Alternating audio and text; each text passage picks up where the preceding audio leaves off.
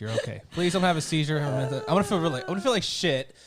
No. It's not going to be like that, man. It's going to be a great show. Yeah. It's always great. It's always great being reunited with like comedian brothers that I haven't seen in a really long time. Yeah, likewise, bro. Yeah. So, and on that note, thank you for being on the Pretty Xtreme podcast. Thank you for having me. Let everyone know who you are, because we probably sound like the same person.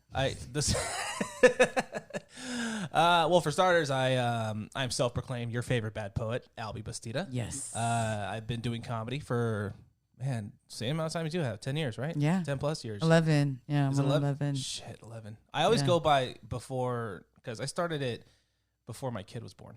Yeah. So, and he's 10, so I say 10 plus. Yeah. Yeah, so... aside from that, I'm self-published. I like how you identified the year of your comedy life as your child. That's a good way to put it, you know? Yeah, because when people ask me, like, oh, how long have you been doing comedy? And that's like, how old's my kid? 10 years. So, yeah. Because like I said, I started before he was born. So yeah. But aside from doing comedy, I'm self-published. I write poetry. I remember when you said you're like, I'm gonna have a baby. I was like, what? Oh, because I have two of my own. You do, right? You and do. At that time, we were like, I'm like, what? That's crazy. And then they're teenagers now, right? Yeah, they're teenagers. Yeah, mine wasn't even out yet. So. Yeah, they're freaking teenagers, and it just blows my mind. So what should I need to look out for as soon as my kid becomes a teenager? You'll know. There's nothing to look for. Okay. Well, it's different though, because you have two girls. Yeah. And I have a son. Yeah. So. Well, I mean, regardless of that, I think just being a loving parent, like showing them unconditional love, and being a good parent and being there for your kid, no matter what. Yeah, I agree. Is the best thing you can do, because I'm trying to break that, generational curse. Please do that. And let me know how you do it. Oh yeah, no, I'm trying. I don't know how it's going so far, but it's going. Well, from what I know and see, you're an amazing mother. So. Oh, thank you, Alby, and you're an amazing dad from what I see too. So it's cool to see comedy parents. Yes, right? yeah, I take him everywhere I go. So he's in the car right now. So. Oh yeah, I have no. Well, I have custody of him. So. Yeah. Wait, but is he really? He's not really in the car, just to. No. Yeah. You're like, yeah, he is. It's funny. The other night I had a show at Roosters, and I said that on stage. Got a big laugh. And then someone in the front was like, are you serious? And I had to stop. I'm like, are you really, dude? Like, so, but that got a laugh. You actually got that response from an audience member? Yeah. So I'm like, if you really thought, like, you're at a comedy show, I don't know how you took that seriously. So, but it's fine. Hey, the joke worked. So that's all that matters. Yeah, no, I do something similar, and I've never had anyone respond that way. And if they did, that'd be like fucking hilarious, because I'd be like, yeah. Is that your wife? Don't reproduce with her. Please don't do that. So. That's so funny. And like, so, again, Alby, you said your Instagram handle was Bad Poetry Inc. Bad Poetry. It's my Instagram handle. I'm mainly on Instagram, but also my Twitter is Bad Poetry Inc. And then I have my Facebook, Alby Bastida. But it's all Bad Poetry Inc. So if you see that around, that's usually me. So. And so what I'm excited about is you came bearing gifts, and I'm looking at this. I am looking at this, and I'm so excited because I've been seeing it on your Instagram. Yeah. And I was like, oh, that's so badass. And Neon Midnight 12. Is it midnight? Yeah. Well, right? It's the 12 represents the midnight portion. Right. So Neon. Okay, I'm glad you explained that, because I would have been like, guys, check out my friend's Neon Midnight 12 book. Neon Midnight is the book. Mm-hmm. Okay, on Bastida, and we've known each other for over 10 years. Over 10 years, right? And in the comedy scene, it's good to see that you're out there kind of going back in there doing the grind. How does it feel? Because this is what my podcast is about. It's about being pretty extreme. And I feel like you went through something extreme. Either A, comedy went and that was extreme, right, or like you left, something extreme happened, and that's extreme. Like you left comedy, or like you took a break. Yeah, I did take a break a while ago, but it was a very brief break. Yeah. Just to get like a lot of shit situated just with life in general. Yeah. I'm good and like nothing like oh, is he suicide? No, nothing like that. Like everything's good now. I that's what I went through, but yeah, I mean, I'm glad you overcame that. Yeah, no, I wouldn't be here right now. Yeah, so, yeah. But no, you're the definition of a I strong wouldn't be here. I was like, wait, why wouldn't you be here? because you would have done it. Yeah. You are an incredibly strong woman, PX. But you see how the thought process, I was like, wait, why wouldn't I be here? Don't do that, because if you do that, then I'm going to be like, yeah, why wouldn't I be here? Then it's just going to be a 30-minute conversation. It's like an inception of brains. Right. Thoughts. So, where were we going with that? Oh, yeah, I took a break. Yeah, I took a break from comedy just to get everything situated. Well, one, I'm getting married. Congratulations. Yeah, thank you. So excited. I totally stalk her. Hey, you know what? Get in line. You're not the only person that does it. So, I know what I have, or I know who I have. I should say who. Sorry. Yeah. But hey, I'm just happy to be in a relationship where I can go out somewhere and someone doesn't get upset that I'm out. Yeah. So, you know. Yeah, like, mad respect. That's called like a healthy relationship. Yeah. Like I told her, You I'm know. like, hey, I'm going to be at PX's house doing a podcast. She's like, all right, don't get arrested. Yeah. So, like, cool. All right, we're good. Yeah. Shout out to fiance. Yeah, fiance. Yeah. Do you guys have a date already? October 28th. October 28th. What? Yeah. We were gonna shoot for October. We were gonna shoot for Halloween, but it's like, nah, probably people are busy. But it's around Halloween-ish. Yeah. My kid's on the 29th. Her birthday? Yeah, her birthday. Wow. So you got. Yeah, you're like, she's getting married. What the fuck? Wait, well, I mean, you obviously it's consent. If that's the case, so. No. Yeah, no, her birthday's on the 29th. Yeah, Oh, I love awesome. Halloween's my favorite. Is It that your guys' yeah. favorite? That is our Christmas. Right. I everyone that wants. I do have a goth chick, so I don't want to say it. Just Ooh. yes. I learned. Just get yourself a goth chick. Just tell anyone goth. Get yourself a goth chick. Yeah. Just get yourself a goth. You know, that's the one thing I learned, and I can honestly say, like, I'm with my best friend. Yeah. So I can honestly say that you know, I'm marrying my best friend. Now, I've been in a lot of situations, been married before. Yeah. But I've never had that feeling like, oh wow, like I found the one. You know, and I'm kind of happy that I did. Congratulations. Yeah. That makes me really happy. Yeah. She's a pain in the ass though, but then again, no relationships are perfect, but you know, I'm a comedian. she's so, beautiful. So I'm more she of a pain makes in you the ass than I am. happy. Yeah. We already know you're a pain in the ass. Yeah. See. Yeah. So we bounce our It's pain the in the yin ass to the yang towards one another. Yeah. So yeah. But to top that off too, she's also just as funny as as anyone else I know. She's super funny. Yeah. Yeah. She's more funny like on the spot. What? Yeah. She's a funny human being. Oh, she is. Yeah. So yeah, that's awesome. Is that kind of how'd you guys meet? We met at work. Okay. And I always say that. Are you guys still working together? No. Okay. No. I worked at a I don't work at the company. I can say I used to work at Starbucks. Oh. Yeah. Doesn't it feel so rewarding that you can just be like, yeah, this fucking place. Yeah. Well, no. Are you planning on going back over there? Fuck no. Okay, good. Exactly. No, I for one choose death. But no, yeah. Well, that company kind of just gave me a platform to like what I do for a living, because I love working with coffee, just in general. Are you still in the business? In the coffee business? Yes. I do manage a cafe somewhere else now. Okay. But, okay. Yeah, but we met at Starbucks, and when I first met her, 100% lesbian. I thought you know. Wait, you thought she was a lesbian? No, she was a lesbian. Let me rephrase that. Okay. So when I first I'll get some of that in a bit. Yeah. I offered him cookies in case anyone's wondering what is he going to get a little bit. I just started munching on some cookies, and I told him this is an ASMR. Yeah, she's lying. It's crack. So, give me 1 second. That's a crack pipe. No, he snorted it. Okay, now we're getting fucked up, guys. Who was I talking about? No, we met at work. We had different schedules. At Starbucks. Yeah, we had different schedules, and people told me about her, and it's like, oh yeah, she's cool, closing shift supervisor, and I'm like, oh, she's cool. And then obviously when I first saw her, because you stalked her, I'm like, oh, she's hot, she's gorgeous, but then I found out she was a lesbian, and I'm like, no guy has no shot with her. It's like, that's funny, because I'm sure she got hit on numerous times, but then right. And at the time we were in relationships, and I had my girlfriend at the time who you knew. I was gonna just ask you. I already answered my question. Okay, moving on. And so, and she had a girlfriend too, and we ended up moving to a different Starbucks. And then, around that time, I just got out of the relationship. She, my last girlfriend, because she wasn't happy, quote unquote. Which is something I respect. But my fiance now, she was kind of there to pick up the pieces. Oh, she was kind of there for me. But on top of that, she had gotten out of her relationship.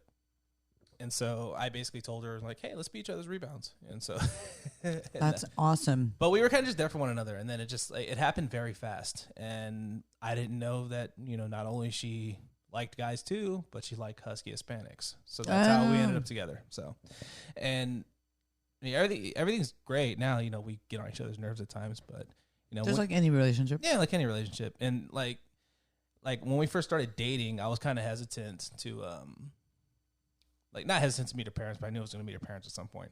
I thought the age gap was going to be a little rough because I'm 38 and she's 26, and they met me and it's like, you just started talking. I was like, yeah, you don't act your age, so it worked out. So wait, you don't act what age? I don't act like I'm 38. I mean, I'm very immature for my age. But so that's what they were comparing it to? No, they weren't comparing it. That's everything I was thinking. Yeah. So I was a little nervous at first, but everything's good now. She treats my kid like gold. So of course, that's always a key to a good relationship. Yeah, especially with your children. Yeah. Well, in my case, just one kid. We'll have more kids in the future. But. Yeah. No, I speak from experience. I'm sorry. No, you're good. No. I was like, but I give any parents that marry in, step parents. Yeah. I don't like to say step because it's like such a weird name, but at the same time, I get it. Any parents that marry into and take ownership as being like a guardian to them and a mom, like, or dad, like, I give people props, because if we had more of that, then we would have more better upbringings and breaking that cycle. You know what I mean? Yeah. I was nervous at first because, obviously she's a lot younger than I am. Because I think 26, that's the age, you should be partying every weekend and, right. Go wait, no, I lied. No, because I was like, I had a kid by then. Oh, you did? Okay. Yeah. 25. Aside from UPS. No, I just wanted to make sure. Wait, I was like, what was I doing at that age? That's always what comes to mind. Sorry. But I get it. But you understand what I'm talking about, right? Right. At that age, in the mid-20s, in the 20s, I feel like they were doing that partying. Exactly, and In my mid-20s, I was... That's what I was doing all through 20s until... Early mid-20s, I was a slut, I wasn't thinking about that, but... No, I'm kidding, But, slightly kidding. But... Yeah, like I said, she's at that age where, she should be partying every weekend. She should be, right. But she's incredibly family oriented. That's the one thing with her. And I think it's awesome. And not only that she took on the role of stepmom, she just dove in head first and was like, all right, we're doing this. And parents raised her right. Yeah, they did. She's got awesome parents. She sounds awesome. I can't wait to meet her. Yeah, you'll meet her at some point. Yeah. I'm all, you keep saying that. I'm just kidding. She's in the car. I'm all, bring them both in. Let's get on the podcast. Yeah. But no, on that aspect of my life, everything's great, and she's awesome. She's my best friend, my lover. That's awesome. I love hearing comedians with successful relationships. Yeah. Yeah, so I mean, we'll see. She still has time to change her mind, so we'll see. Yeah, well, I mean, you guys are getting married, so hats off to you guys. Yeah, thank you. Congratulations, it's coming up. Yeah, before you know it. She puts up with me, so So I had to read this note. Okay, there's this book. There's two books. That one was the Neon Midnight by Alby Bastida, and also by Alby Bastida is Lola de Muerte, which I remember. What, I got you in trouble? No, that book got me in trouble. This book got you. Yeah, I was going to say, I remembered hearing a story about this, which we're going to go into, and it says more bad poetry. And I want to hear the story, but there's a sticker in here, which is fucking badass. It'll go on my laptop. That's for you, yes. And then there's even a PS. It's signed. I love getting books like this because I think it's so awesome. And it's just... It's more symbolic when they have a funny note in it. Yeah. And so this one says, P.S. Agave sucked. Did it? Ha ha. And if you know of the timelines of when we started doing comedy, it was a magical place at one point. You know what? Honestly, it was. It was a magical point. It was. Place. But, let's and then it just went right down, It went right downhill for a long time. But that just shows, because we were working people, we had our regular jobs, and then we kind of went into the comedy scene, and we're like, oh, didn't expect drama in the comedy scene and all this work, like all this extra work, and we did it. Yeah, and I, aside from the, drama, it's so funny how in the comedy scene there's drama. Yeah, it's funny. Like I think 100%. Yeah, it's funny. It's comedic. I feel like the comedians should just stick together and just That's how I feel. Yeah, that's how I feel. We're all in the same boat. Exactly. And when I started Agave, obviously you were there. Yep, I was there. You were there, just starting off too, and then there was another producer there, who I can honestly say you both kind of took me under your guys' wing. Aww. And I really appreciate that. Yeah, and well, like I said, I didn't even think so. I was just like, hey, what's up, Alby? I just saw you as one of us. Well, because I started off because Dan Padilla. Yeah, shout out. I saw him not too long ago at a show. Did he perform or no? No, he didn't perform. Oh, he just watched? Yeah. Yeah, he likes to watch. He likes to watch. Fucking hater. I honestly haven't talked to him in a while, but Dan Padilla, if you're listening, I love you, buddy. Yeah, no, I love him. I love him, and I met his girlfriend. Yeah. And so now I stalk them on Instagram too. As you should. Right. I mean, the way I see it, seems if it's appropriate. if it's not private, it's not stalking. Right. So now if you have to open an entire page just to stalk them and it's not private, then they blocked you for some reason. I don't know how that works. No. Well, I mean, I know how it works when you get blocked. Oh, same here. Yeah. Okay. Yeah, you're like, I don't know how that works. I'm like, I know how that works. No, let me tell you a quick story. I got blocked one time because obviously, as doing comedy and promoting, you pretty much have to slut yourself out there to. Yeah, you're selling yourself. You're selling you pretty much. You're literally selling yourself. That is exactly what you have to do. Yeah. And so there was one time. I don't know if you've ever done it. You would send out DM to like, hey, I got this show coming up. Hey, how you been? I got this. You say that directly to someone? Yeah, I don't know if you've ever done that to friends and stuff. Close friends or even acquaintances. Yeah, So like just to send out your flyers and stuff. Yeah. And so one day, and I was kind of like maybe like a year and a half in. I messaged a friend of mine who I went to high school with. And said, hey, how's life? How's it going? And not a hi back. I got a message back saying, hey, just to let you know, I know back in high school you had a crush on me. And I just want to let you know I have a boyfriend of like 4 years. And I messaged back. I'm like, one, never had a crush on you in high school. Was it a chick? It was a chick. And I'm like, and two, and number two, what the fuck you're talking about? Number three, I reached out to you because I'm performing at Sounds of Improv on Wednesday. Just want to see if you wanted to come out. Bring your boyfriend. And she never messaged back. I'm like, okay. And so months after that, she hits me up just randomly. Hey, how are you? So I saw Joe Coy's going to be at the Sounds of Improv over the weekend. Is there any way you can hook it up with tickets? Of course. And I'm like, you bastard. Did you respond or leave it on read? I messaged yes, and I blocked her. So, I mean, obviously don't have that hookup. So, so that was pretty extreme. Yeah. I'll be honest. I mean, I was waiting for it. It was funny though because I get the same people asking me the same stuff. Yeah, honestly, I think especially if it's someone that like you don't really talk to, they think like, oh, you're doing comedy. You got hookups to these big ass shows, and it's like that's not how that works. Like, I mean,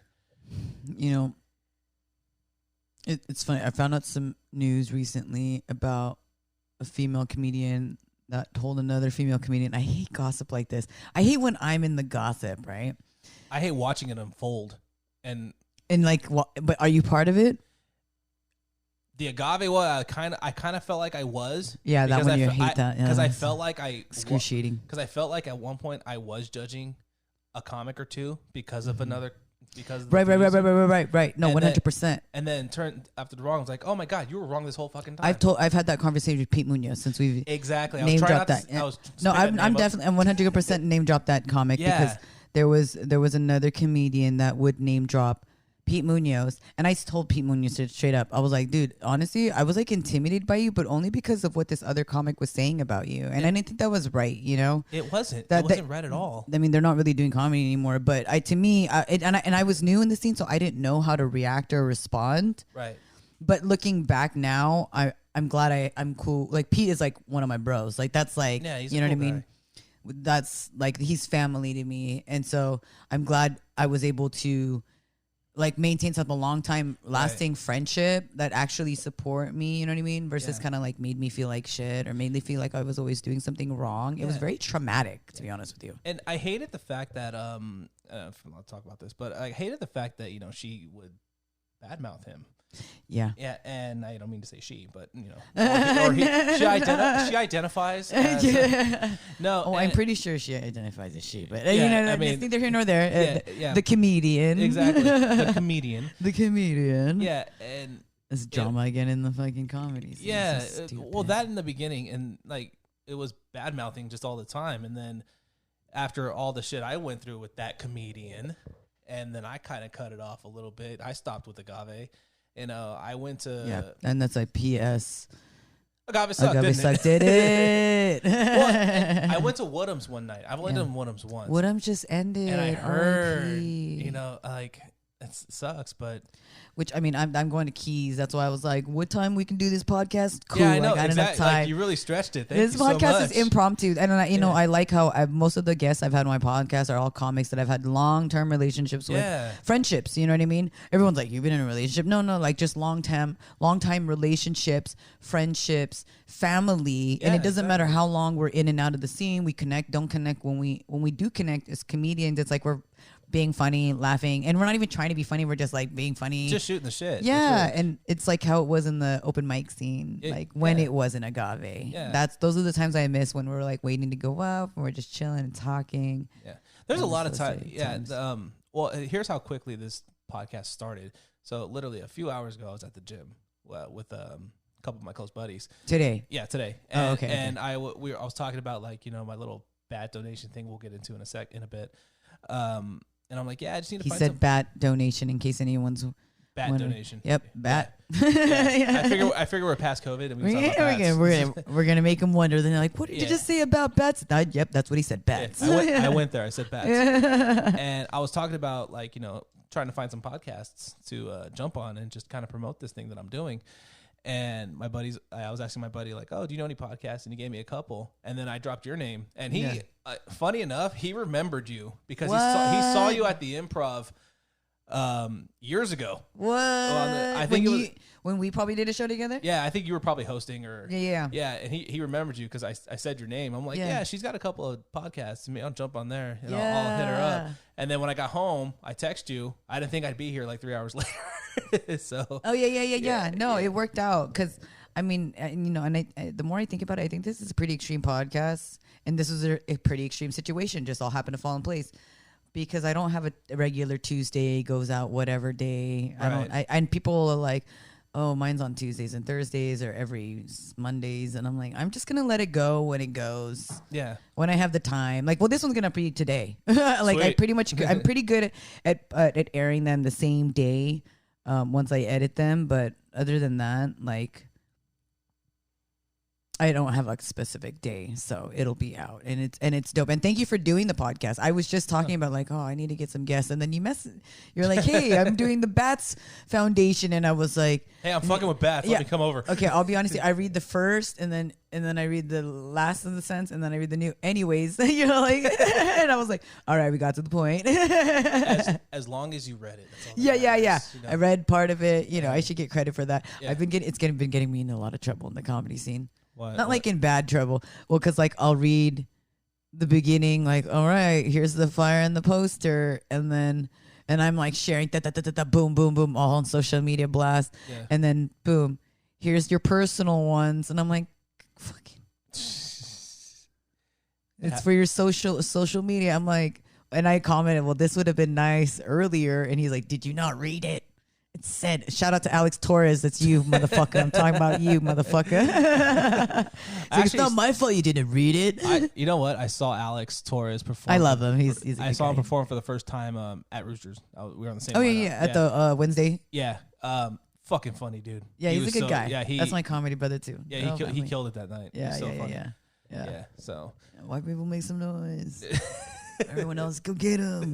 That's exactly what he did that night. Yeah, dude. That's how much I know people's set, but I haven't seen you in a while. Well, That's why I'm so excited because I produce shows, right? You know, and whenever you're ready, come do my show. Which, by the way, I want to. Excuse me, sorry. I wasn't expecting you to apologize. I want to apologize because I know there's been a couple of times where I've asked to be put on, but it happened, and it didn't, and I couldn't get on. Yeah, because you said yes, you confirmed it. Yeah, no, but it happens. It happens. But you can't say that. I'm a comedy sis. I'm not gonna fucking bust your balls, or don't say balls. But you know what I mean. No, I expect my balls to be busted. But I mean, you're fucking getting married, bro. They're getting fucking busted. Yeah, it would be weird if you didn't bust my balls. Yeah, in a comedic way. Yeah, no, I miss the comedy scene. I mean, I do run a mic every Sundays. Yes, you do. And Thursdays with Leslie Lang. So you're gonna check that out. That one's a really good one. It's the Cats. And then on first Fridays, comedians and others, you're always welcome to drop a set anytime. So don't even think that you got to get booked. And that's only to the comics that I've worked with. So if you're listening to this podcast, which I doubt any other comedians listen to this podcast. Yeah, I really don't think any comedians listen to the podcast. Only the comedians that have been on it. They're like, I'll listen to my episode because I do the same thing. I'm guilty of it. Yeah, I'm guilty. Like I listened to the Horrify Me one, the ones I was on, and then after that, I'm just like, and then I'm like, it's okay. Like I mean, it's like watching yourself over again. It is. Yeah. Like here's the thing with me. Like I don't like hearing myself talk. That sounds funny, just saying that. But I agree. Yeah, or watch yourself on video. Yeah, you know what I mean? Which is why it's awkward. Yeah, because when people, because I'll reach out to other producers to get put on, and they're like, "Oh yeah, send me your latest clip." I'm like, I don't have any.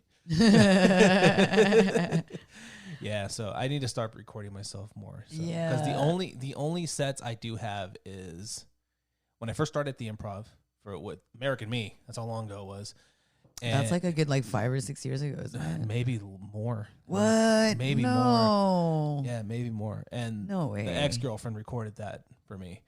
So, wow. And the last one is when I, at the Quarter Note, I did a show with Ron Jeremy. So, yeah. Wait, Ron Jeremy? Yeah, Ron Jeremy. This was before all the allegations came out. I want to make that perfectly clear, everybody. So, yeah. Wait, Ron Jeremy. Yeah, porn star Ron Jeremy. You never know I did 2 shows with Ron Jeremy? Where was that at? At the Quarter Note in Sunnyvale. Garrett you Gonzalez. did a Ron? Yeah. Oh, it was Garrett Gonzalez. Yeah. I saw Garrett recently. I saw him too. He's actually one of my groomsmen. I don't know if I told you that. No, he told me. Oh, he told you? Yeah. He's like, I'm on that bash. I was like, I'm so jealous. Which, by the way, sorry, I didn't invite you. No. I'm just kidding. He's like, yeah. I was like, hey, what's up, man? I was like, I haven't seen you since Alby's show, and I was like, yeah, I just saw Alby, and I was just talking about that. Yeah. That was the last time I seen him, and he goes, yeah, and I'm like, damn, because this was at Woodham's. And he's like, I'm actually going to be a groomsman. And then I was like joking. I was like, yeah, I'm jealous. And he's like, yeah. And he's like, I was like, how'd you get that position? He's like, I don't know. But it was just funny. Yeah. Like how long we've known each other. Yeah. You know, comedians do end up being groomsmen. Yeah. It's funny. Cause like I said, I have a handful of comedians who I'm very close with, you being one of them. And like meeting Garrett, I felt like I got very close with him. Like, of course. It's like comedy family. And that's totally dope. I'm not offended at all. Yeah. All right, well, this wraps up. We're going to go. Get out, Alby. Wow, I just got invited just to say get out. Yeah. Has that ever happened to you on a podcast? No. My podcasts are fun. Like, I really thank you. Thank you for being on the podcast. Yeah. I didn't want to get sidetracked because you said this book got you in trouble. Well, leading up to me rewriting now. The working title in the beginning was called Backstabbers Anonymous, and which is I thought it's a good title. That sounds dope. I might keep it and put it to something else. Backstabbers Anonymous, yeah. And there was one chapter in that book. I called it the Lola Diaries. Now I promoted that portion of the book heavily on my social media, and Lola is my ex-wife's quote unquote name. It's not her name. Let's be honest here. Oh, okay. Okay. It's a nickname. It's not her legal name. It's not her legal name. Okay, perfect. We can move on with that. Yeah, so it's literally a name She gave herself. So a nickname for herself. A nickname for herself. Yeah. Like, I remember that when she gave herself that nickname, she's like, you know what? I'm going to call myself Lola. I was laying in bed with her. And I'm like, why? She's like, because it sounds cool. And in my head, I'm like, but you're not cool. But whatever. That's fine. I know a Lola. Shout out to the cat. Shout out to Lola. She's a little vixen. Okay. But yeah. She's cool. Her name's Lola. Yeah. And then also shout out to the Lolas out there, because that means also grandma in Filipino. Yes, yeah. So, yeah, with that being said, I really don't know why she gave herself that name. Is she Filipino? No, she was full-blooded Mexican. But thing is with her, she was very violent. Yeah. And obviously I dodged a bullet with that one. Yeah. And you know, I'm glad you're talking about that, because that's something that you don't hear a lot about from men. You hear a lot about it from women. It is, yeah. And it's one thing I wasn't really comfortable with talking about. Well, you spilled it. No, I'm addressing it. Yeah. No, I'm sorry. If it makes you uncomfortable, let me know. No, I wasn't. Blink, really? Well, I'm just kidding. I'm blinking. Yeah. I don't have something in my eye. Yeah, I'm just kidding. No, so I guess I wasn't comfortable talking about it until like my older sister pointing it out to me, saying like, you know, you were in an abusive relationship. You just need to like admit that to yourself. Because we had a lot of nights where I had to pick her up. She's belligerent drunk. She hit me. Like I said, I was not a saint in the relationship. You know, right? I fucked up in it too. You know, yeah. So I'm not a victim, but neither was she. Yeah. So thing is, but it's still not okay to assault a person, or you know? let alone your significant other. It's never okay. You don't do that. And so, anyways, that being said, so in this book, like I said, it was called Backstabbers Anonymous in the beginning. I had the Lola Diaries in there, and I talked about pretty much my relationship with her and what she did in the form of my really bad poetry. And so, so one day, the book was already out called Backstabbers Anonymous. I was at a Safeway with my kid. This was last December. Oh, yeah, yeah. And so I was getting food for the night, and all of a sudden I hear a girl call my name, and I knew that voice. It was one of those, like, was she going by Lola at that point? I didn't. I called her by her real name. Oh, okay, yeah, good. So she obviously Well, so is herself. Like I was in line, and then I just heard someone call my name. Yeah, Alby. And I knew that voice. Yeah, so and you're like, as well as I heard. Yeah, exactly. Your spidey senses were like, yeah, the shivers. You know, like Vincent Price is talking to you. Yeah. So I turned around and I'm like, ugh. And it was her and her. I don't know if it's her boyfriend or husband now. You know, but she wasn't alone. Yeah. And she's like, hey, can we talk over here real quick? And I'm like, no. You're like, with I was like, I'm with my kid. Like, yeah. You know, she's like, oh no, it'll be really quick. And I'm like, no. Yeah. And then I also told her too, I'm like, I haven't talked to you in over a decade. So whatever you're going to say, this better go somewhere. Yeah. I genuinely don't want to talk to you. It's irrelevant. Yeah. At this point. It's super irrelevant. And so, but however, she brought up that the first time I was at the San Jose Improv, I performed there. She was actually there. She went there. Because you guys were still cool. We were still, you know, acquaintances. Yeah. You know, and I guess she saw my flyer. She came and brought friends, which was cool. That's fine. And we actually talked for like 5 minutes after the show. Are you already dating somebody else at this point? I was, honestly, I think I was in the brinks of getting into the new relationship that I'm not in now. The beginning of the last girlfriend that I was with. Okay. Yeah, you don't. So yeah, and I know exactly. No, I'm just trying to identify the timeline. Yeah, as to where it was at. Okay. Yeah, it's kind of like Marvel. You got to fucking.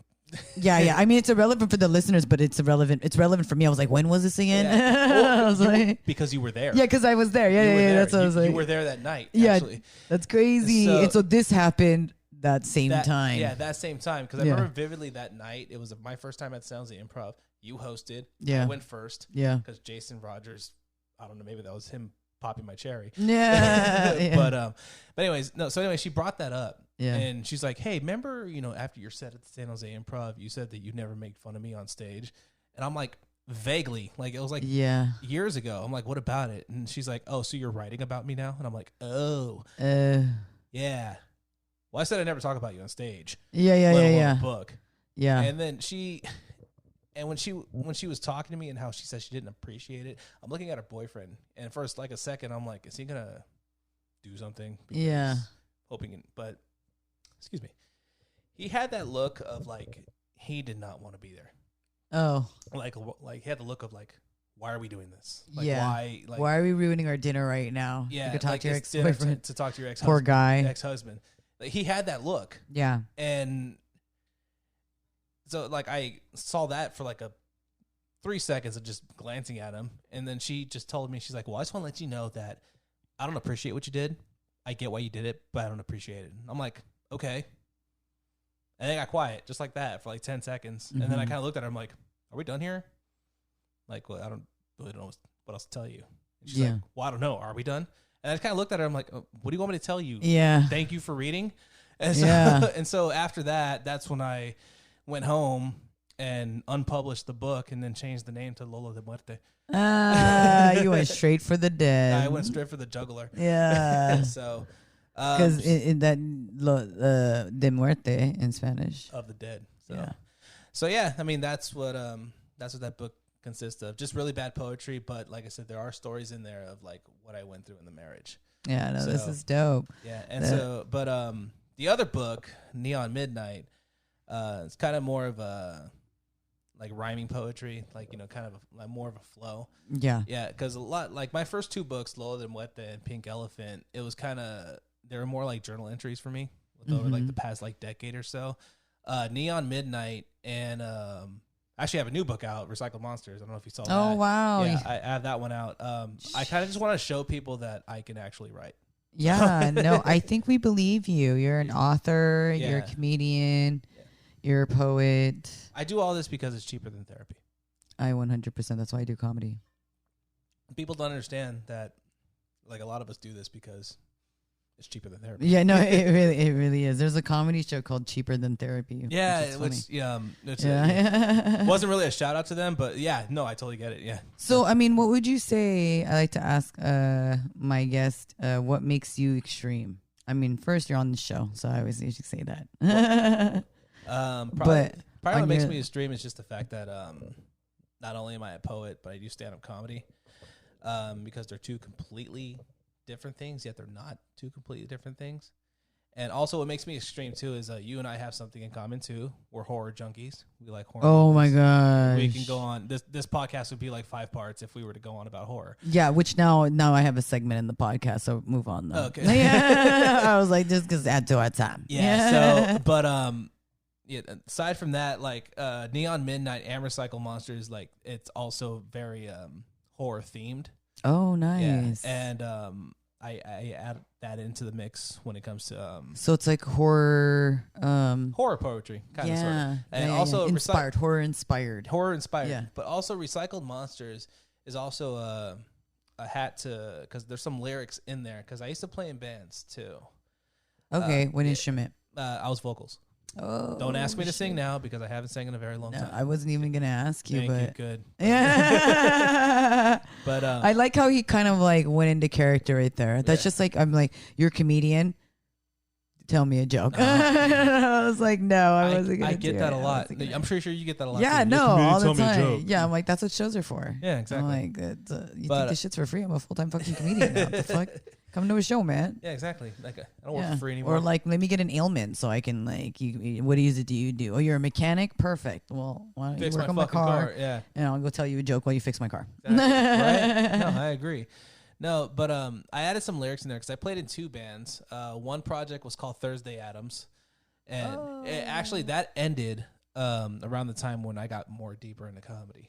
Okay, so that was very brief. That's crazy. That was before you had your son too. Exactly. Yeah.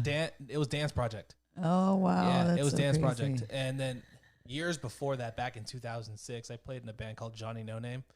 Huh. And that band broke up, infidelity reasons. Oh no. Yeah. So I wasn't with each other. I was in the middle of it. I wasn't involved in the infidelity portion of it. But I saw it's kind of, you just watch a bunch of drama. Yeah, you were just talking about that. But so you're just sitting there watching it, and you're like, "Where is this gonna go?" I could just eating popcorn type of bullshit. Yeah. Well, no. Long story short, the drummer, who's a female, was dating the DJ for years, and she was pretty much having an affair with the guitar player. No. Yeah. And yeah, that's what happened. And then I watched the whole thing unravel, and I'm like, I'm out. I feel like that's what happens with a lot of bands. Yeah, you'd be surprised. So I used to manage a band, and I was at the time seeing the lead singer, and it was funny because I knew these guys because I used to do a drumline with them in high school, and when I was dating the lead singer, I used to date his best friend, but this was when we were freshmen in high school. I've been there. Yeah, so I dated him in high school, his friend in high school, and then fast forward to like 5 years later, we're like out of high school, in college, and then I started dating his best friend. So it's like it was years later. Yeah, that's what I'm saying. Yeah. So, but then I can see that getting kind of fucked up because I ended up managing their band, and then they ended up firing me as their manager and not even telling me. And I'm like, really? That's fine. The worst feeling is getting fired, and then you're like the last person to find out. Yeah, like what the fuck? I should be the first person, especially if I'm the manager. Exactly. Like, it's probably the most unprofessional thing you can do. Yeah, and now I look back, I'm so glad. You dodged a bullet. I think that's the only thing I've ever got fired from. Now that I mention, well, next to my real job that I just got fired from. Well, I've been fired from Starbucks. Oh, you have? Yeah, I have. Oh, yeah. And then you came back? Well, they brought me back 6 months later. What? Yeah. Why would they fire you and then bring you back? Man, where do I go with this one? I mean, you have to talk about it now. You can't just be like, well, yeah. Oh, yeah, so I got fired. And Well, this is the true story on why I got fired. Okay. So don't tell us the fake one. No, I'll tell you the fake one later. Yeah. So the real reason why I got fired was because I was 19 at the time, and $100 got turned up, and it was my fault, and I got fired. Oh, so you took the heat. I took the heat. Well, I basically took the heat for it because I was managing the store at the time, like supervisor status, and turned up missing, was never found up until a certain amount of time. The money was found, buried underneath a register somewhere. And then 6 months later, they brought me back, and they tried to give me the whole, well, I hope you learned your lesson. And I'm like, I didn't fucking learn anything. Like, I didn't take any money. So what? That's crazy. They were pretty much just hiding the fact that, like, that they actually found the money and like you didn't report it, but you were reporting it that you guys were $100 short the whole time, or you? Well, I had to, because otherwise they're gonna find out, right? And regardless, and they're gonna be like, "Why didn't you tell me this?" And so they knew this whole time. So you've been reporting it. Yeah. Well, right? This all happened within like a night. So I was closing the shop and couldn't find $100. The next morning, I was working that morning, and I had to tell my manager, I'm like, "Hey, there's $100 missing." Right. And I guess he had to call his boss. And his boss like, well, you got to send Alby home because it was on his shift. So, and then that was the end of it. You took a break. Yeah, I ended up working at a music store in the Great Mall that was there. What? Yeah, I don't know if you remember Media Play. At where? At the Great Mall.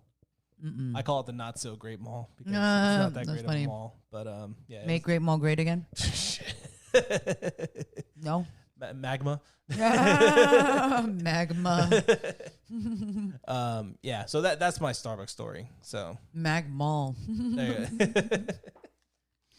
Okay. Yeah, so but anyways, yeah, that's my Starbucks story. Like, it's really nothing exciting. So yeah. I keep it exciting for the stage. But that is funny because it's like you got fired and then they're like, we found it. Yeah, they basically told me without telling me. So yeah, because after I got rehired, I found out by employees that were already there. So I was like, oh no, they found the money. They just didn't tell you. I'm like, of course not. Of course not. And why would they rehire you? Especially they thought he put me. Well, because when he fired me, he's like, I do have you as rehirable. Then I'm like, what? Okay, this is on you. Yeah. Whatever. But then he, like, after I came back like 8 months later, he got fired for time fraud. So. What? Yeah. So oh my God. Yeah. Starbucks drama. The plot thickens. Oh, yeah. Don't say thickens. And so I wanted to kind of touch up on your BAT foundation. Yes. Because that was one of the things that you're like, I want to be able to support a cause. Mm-hmm.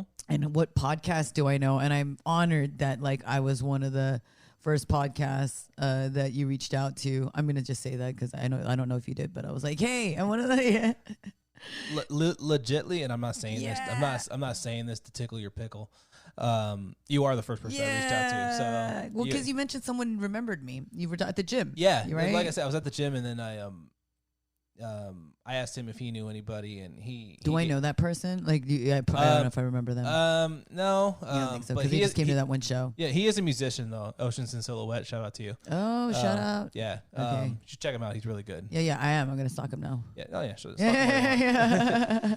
But yeah, when he gave me a name of a podcast, and then I told him, like, I'm gonna hit up PX. Yeah. And then when I went home, you're the first person I hit up. So. Yay! Yeah, it's the Pretty Extreme podcast, and I like supporting other comics, and I definitely like promoting mental health awareness on this podcast because it's a real thing that's going on. And I want to say I've saved a couple of lives within the past few years. That includes myself, right? Yeah. I mean, I've had comedians and just regular people, non-comedians, tell me like they did or they couldn't do it anymore. And you know, I thank God they're still here. Good. Thank God they're still here because we're still all fighting it together.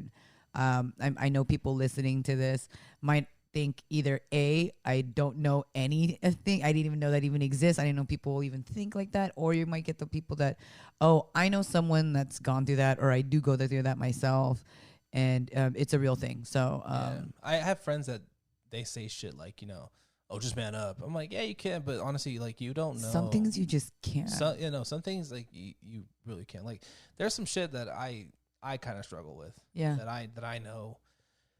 I feel like there's a lot of that we can probably feel in your words like here in your book. Actually, in Lola and Muerte, I do have a poem in there called Saint Maggie, and a lot of it has to do with like it's been over a decade. She was murdered, and she was actually a really close friend of mine. Oh, I'm so sorry. Thank you. But it's also it's one of those things where I realized probably within the past couple of years it was something I'm not really over. Yeah, you know, because you're still mourning. And like I went to the funeral, and like her murder was beyond graphic, and life is so short, right? I mean, how old was she? Man, she was. I don't know. I don't remember. Probably early 20s. Yeah, maybe 19. Early 20s. Gosh. Yeah. I just remember because I had a moment with her, like, you know, not like one of those like, you know. Like it was a loving friendship moment. Yeah. Because she played piano very well, and then we were listening to a song by Something Corporate called Hurricane, and it had a really, you know, pretty piano part. Did you say corporate? Something Corporate. That's the name of the group. That's the name of the group? Oh, yeah. I thought you meant like Something Corporate. I was like, what does that mean? Yeah, I was like, the name was it like corporate music? Like, is this like they made a band? Nah, they're a emo group. Okay. Yeah. No, I just wanted to clarify. I was like, is he just not going to go through the name of this? Okay, so the name is Something Corporate. The name of the band is Something Corporate. I got to check them out. Sounds cool. Yeah, we were listening to the song called Hurricane. And they has a really cool piano part in the part of it. And I remember her and I were bonding over that song. And I knew she played piano. And then she's like, yeah, I'll teach you how to play it sometime. Like, no problem. Nice. And obviously, it never happened. Yeah. So it was just one of those moments. Like it's one of those moments I really like cherish. Yeah. Yeah. So, but still to this day, it's one of those things where it's like, yeah, I'm not over her death. Yeah. How long has that been? It's been over a decade. A decade. It's been over a decade, but it's like gone incredibly too soon. Yeah, no, it's so sad. Yeah, so especially if it's brutal like that. It is, yeah. I'll tell you more about it. Off air. Yeah, no. So. I mean, that's what's extreme about this podcast. We only share what we can and what we want. Yeah. And thank you for sharing that part of your life or that part of your story. Thank you. For sharing your books. Thank you. Your fiance. Well, not really sharing her, but you know what I mean. Man. Yeah, trust me. And on that, I want to kind of get to the bat. Yeah. So aside from doing poetry and doing comedy and all that stuff, I do have a TeePublic account and a Redbubble account, which I sell merch. I sell shirts. Boba. TeePublic. TeePublic and Redbubble. Redbubble. Yeah, these are websites where you can sell your art via T-shirts, mugs. That's so cool. So you can upload the stuff on there, and you can put it on there. You can upload the art, and a lot of my, and it's called Bad Poetry Inc. And a lot of my art is horror based. Yeah. So you've seen a few of the pictures, and and so what I'm gonna do is up until Halloween, that's key to this. I want to sell 1 million items. 1 million items. By Halloween. Yeah, it's an extreme number. This Halloween. Yeah. Okay, it's possible. Yeah, it's a pretty extreme number. Yeah.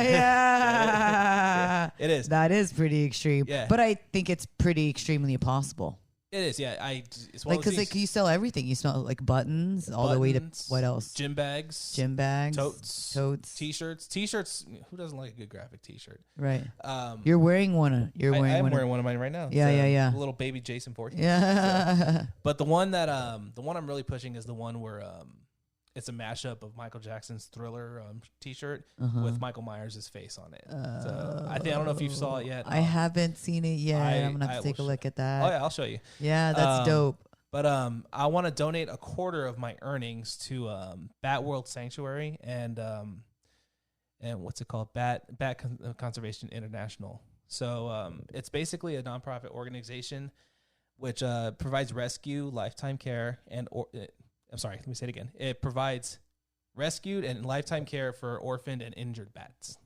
So, and it also rescued or injured bats. Yeah, and it also educates how important bats are to the ecosystem. So yeah, and I've always loved bats, but I'm still researching little fun facts about bats. Yeah. Yeah. So the bats are basically like puppies with wings, like I told you before we went on air. So yeah, that's crazy. But yeah, puppies I want with wings. Yes, but I want to donate. I like puppies. Who doesn't like puppies? Oh, I love puppies. Yeah, You got a couple running around right now. Do people have them as pets? Do people have them as pets? Is it legal to have bats as pets? I don't know. I mean, you're doing rescue found. Yeah, I that's one part I haven't really researched yet. That'd be. I'm always curious because people have like other animals as pets. Yeah, like people have some squirrels. It's not like I don't know how you can have a squirrel. Well, because they nurse it back to health, and all of a sudden there's squirrels like their buddy and shit. Yeah, I just see it on TikTok. I don't know if it's real. I assume it's real because they're like in their house. I'm like, what the fuck is going on? Why is that squirrel? Yeah, I don't know. Yeah. Like, would you put a squirrel on a leash? Like, I don't know. No, no, I don't think so. Well, some people walk their cats without a leash. I don't know how you do that. Where can they find out more information? Like I said, more of my all of my stuff is on Instagram. That's the one I'm heavily on most of the time. I'm one of the type where. And where can they find you on the Instagram? You can find me on Instagram under Bad Poetry Inc. So it's BADPOETRYINC. Perfect. All one word. Bad poetry on it. You'll be able to see it if you follow me on Instagram, PX Comedy. I'll tag any of the reels, and you guys can check them out. So this is a little segment I wanted to kind of do with you, where since we're big horror movie buffs, right? I want to do verses, right? I'm gonna give you 2 horror characters, and you tell me between those 2 horror characters. Ooh. Right. Okay. Who you would think would win? Okay. Shoot, let's go. So let's do it. All right. So first ones, we have Child's Play, Chucky, and Chucky, and Michael Myers. Oh, Michael Myers, hands down. Reason that being Michael Myers. Michael Myers because I think Michael Myers can win because if you think about it, like all those Child's Play movies, it's so much easier. He can stay dead if you stop just remaking the fucking doll. Well, but I mean, isn't that like doesn't he like come back alive being the same fucking doll but just like all sewn up and stuff too? Yeah, but that's because people are fucking re-sewing him back up. If you just leave it burnt to a crisp and they'll just stay burnt to a crisp. Like if you watch Bride of Chucky, Jennifer Tilly's character, she's like, well, hello, darling. And then she does some kind of satanic ritual and sew the doll back up. The demon knows to go back into that doll. And then, boom, Chucky's back. Now, if Michael Myers just killed it and buried it, no harm, what is harm? You think Michael Myers would know to bury it? Probably no. Or he'll just let it die. I don't see him burying anything. Yeah, I don't think he would do proper burial. Yeah. He'll probably, honestly, hopefully he'd just kill it and just walk away. Yeah. But then someone will come follow him and be like, I'm going to put Chucky back together. And then the saga continues. Yeah. Okay, next 2 ones. Okay. Leprechaun and Hellraiser. Hellraiser. Hellraiser. Hell Satan. That's why. Yes. Okay. We got Jason and Freddy Krueger. I'm going to say Jason. Come on. Jason's my boy. Jason's your boy. Here's the thing with Jason. Okay. No matter how many times you kill Jason, he just keeps coming back no matter what. Here's the thing with Freddy, because this is no offense to you, because Freddy's your boy. Yeah, Freddy's my homie, man. Freddy's your homie. I don't like where this conversation's I going. Of all things we talked about. Get out of my house. Get out of my house. Guys, kidding. PX is triggered. How are you and PX not friends anymore? I made fun of Freddy Krueger. I know. It was over. I was just like... Well, here's the thing. Like, if you stop talking about Freddy, he won't come back. But then again, there's always that one fucking person that just won't shut the fuck up. Yeah, it's just like the one person that's gonna be following around whoever who's gonna fight Michael. Was it Michael Myers versus Chucky? Mm-hmm. Right? There's always that one person. Hey, that's gonna put it back together. Yeah. Oh, look at it. Oh, look at the doll. Oh, it's so cute. Actually, you know what? Now that I think of it, now with Freddie Most and of the Jason, characters are gonna come back together. yeah. And now I think of it with that fight between Freddie and Jason, it's never going to end only because It's a never-ending thing. They still come up with it's, movies yeah. again. So They're just two cult favorites. yeah, they are. How about this one? Candyman and Ghostface. Oh, Candyman. Oh, really? Yeah, Candyman because Candyman, he's not You human. chant him. Yeah. And Ghost, then he comes back. The best with Ghostface is like it just be a bunch of copycats trying to go after Candyman, but Candyman's always going to prevail because Yeah. Candyman's not human. So. Yeah. Yeah, that's true. That's true. Yeah. Okay. Okay. And God forbid a copycat of Ghostface is allergic to bees. So there's that. Okay, how about this? House of 1,000 Corpses, which is somewhat the Devil's Rejects, but not really because it's a house. It's an actual house. Yeah. Right? Okay. Versus Children of the Corn. Children of the Corn, because I'm not a personal fan of Rob Zombie movies. Really? Why? You know what? I loved House of 1,000 Corpses. That was the only one that I liked of Rob Zombie. I tolerate that movie. It's tolerated a good movie. Sid Haig, he's funny in that movie. I love him in that movie. I know he passed away. R.I.P. He passed a couple years back. Yeah, R.I.P. in his 80s. The one movie I do like from Rob Zombie is 31. What's it about? Pretty much a torture room. Torture room. Yeah, I mean not like Saw, but it's but also one thing with Rob Zombie is the fact that he puts his wife in everything. So I know, and I love her. She's freaking gorgeous. Cheryl Moon Zombie. So yeah, she's freaking gorgeous. Okay, I'm gonna do one more for the road. One more for the road. Okay. We have Leatherface versus what's that guy from Evil Dead? Ash. Oh, because they both got chainsaws. Well, and they're both human. Yeah. Yeah, because if you think about it, Leatherface is human. He's never died though, right? I mean, technically he has. I mean, has he? I feel like he always runs away or something like that. True. Or like the people escape. You know what I mean? Yeah. I don't think he really died. That's a good one, right? You know what? No, Also. I'm gonna say and Texas Chainsaw Massacre is my favorite movie. It's one of my favorites too. Yes. But the remake with Jessica Biel, that one's hands down one of my favorites. You know, of all, I don't like a lot of horror remakes, but that's one of the Yes. it's one of the horror remakes I enjoy. So good. Yeah. I'm gonna say Ash because he's got a gun. And he just blow Leatherface's head off. Oh yeah, he does have a gun. Yeah. So Yeah.